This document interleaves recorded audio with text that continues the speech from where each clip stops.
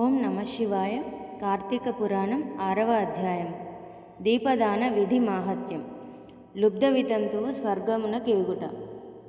ఓ రాజశ్రేష్ఠుడా, ఏ మానవుడు కార్తీక మాసము నెల రోజులు పరమేశ్వరుని శ్రీ మహావిష్ణువును పంచామృత స్నానం చేయించి కస్తూరి కలిపిన మంచి గంధపు నీటితో భక్తిగా పూజించినచో అట్టివానికి అశ్వమేధ యాగము చేసినంత పుణ్యము దక్కును.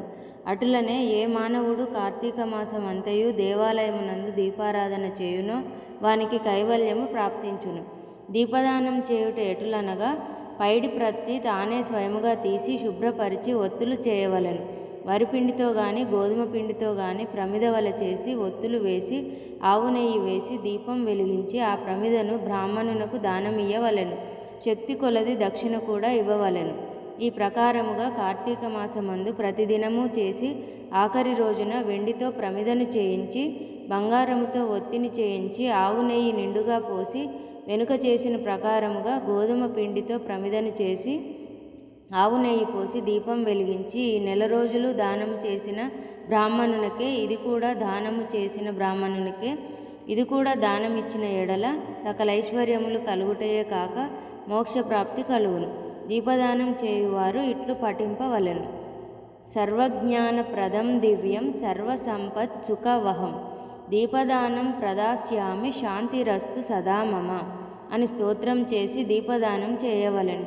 దీని అర్థమేమనగా, అన్ని విధముల జ్ఞానం కలుగజేయునదియు సకల సంపదలు నిచ్చునది అగు ఈ దీపదానము చేయుచున్నాను, నాకు శాంతి కలుగుగాక అని అర్థము. ఈ విధముగా దీపదానం చేసిన తరువాత బ్రాహ్మణ సమారాధన చేయవలెను.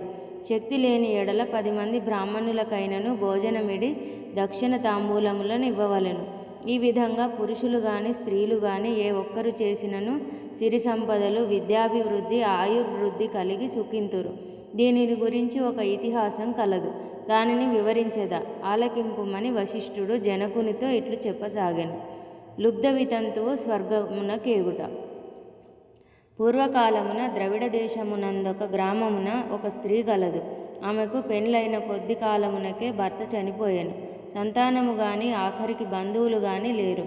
అందుచే ఆమె ఇతరుల ఇండ్లలో దాసీ పని చేయుచు అక్కడనే భుజించుచు ఒకవేళ వారి సంతోషము కొలది ఏమైనా వస్తువులు ఇచ్చిన ఎడల ఆ వస్తువులను ఇతరులకు హెచ్చు ధరకు అమ్ముకొనుచు ఆ విధముగా తన వద్ద పోగైన సొమ్మును వడ్డీలకు ఇచ్చి మరింత డబ్బును కూడబెట్టుకొనుచు దొంగలు దొంగిలించి కూడా తీసుకువచ్చిన వస్తువులను తక్కువ ధరకు కొని ఇతరులకు ఎక్కువ ధరకు అమ్ముకొనుచు సొమ్ము కూడబెట్టుకొనుచు ఉండెను. ఈ విధముగా కూడబెట్టిన ధనమును వడ్డీలకిస్తూ శ్రీమంతుల ఇండ్లలో దాసీ పనులు చేస్తూ తన మాటలతో వారిని మంచి చేసుకొని జీవించుచుండెను. ఎంత సంపాదించిననేమి ఆమె ఒక్క దినము కూడా ఉపవాసము గాని దేవుని మనసారా ధ్యానించుట గాని చేసి ఎరుగదు. పైగా వ్రతములు చేసేవారిని, తీర్థయాత్రలకు వెళ్ళేవారిని చూచి అవహేళన చేసి ఏ ఒక్క భిక్షగానికిని పిడికెడు బియ్యం పెట్టక తాను తినక ధనమును కూడబెట్టుచుండెడిది. అటుల కొంతకాలం జరిగెను. ఒక రోజున ఒక బ్రాహ్మణుడు శ్రీరంగములోని శ్రీరంగ నాయకులను సేవించుటకు బయలుదేరి మార్గమధ్యమున ఈ స్త్రీ ఉన్న గ్రామమునకు వచ్చి ఆ దినమున అక్కడొక సత్రములో మజిలీ చేశాను. అతడు ఆ గ్రామంలోని మంచి చెడ్డలను తెలుసుకొని ఆ పిసినారి స్త్రీ సంగతి కూడా తెలుసుకొని ఆమె కడకు వెళ్ళి, అమ్మా, నా హితవచనములు ఆలకింపుము. నీకు కోపము వచ్చినా సరే నేను చెప్పుచున్న మాటలను ఆలకింపుము. మన శరీరములు శాశ్వతము కావు, నీటి బుడగల వంటివి.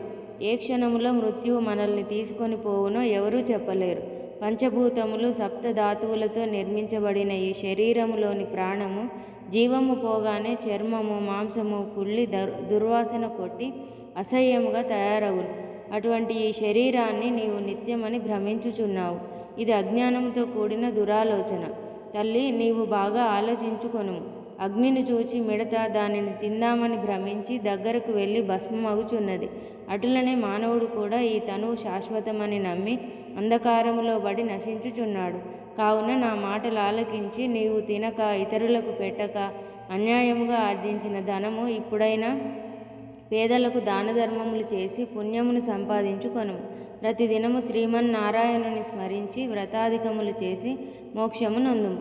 నీ పాప పరిహార్థముగా వచ్చే కార్తీక మాసమంతయు ప్రాతకాలమున నదీ స్నానమాచరించి దాన ధర్మములు చేసి బ్రాహ్మణులకు భోజనం పెట్టినచో వచ్చే జన్మలో నీవు పుణ్యవతివై సకల సౌభాగ్యములు పొందగలవని ఉపదేశం ఇచ్చెను. ఆ వితంతువురాలు బ్రాహ్మణుడు చెప్పిన మాటలకు తన్మయురాలై మనసు మార్చుకొని నాటి నుండి దాన ధర్మములు చేయుచు కార్తీక మాస వ్రతం ఆచరించుటచే జన్మరాహిత్యమై మోక్షము నొందెను. కావున కార్తీక మాస వ్రతములో అంత మహాత్మ్యం ఉన్నది. ఇట్లు స్కాంద పురాణాంతర్గత వశిష్ఠ ప్రోక్త కార్తీక మహాత్మ్య మందలి 6వ అధ్యాయము 6వ రోజు పారాయణము సమాప్తము.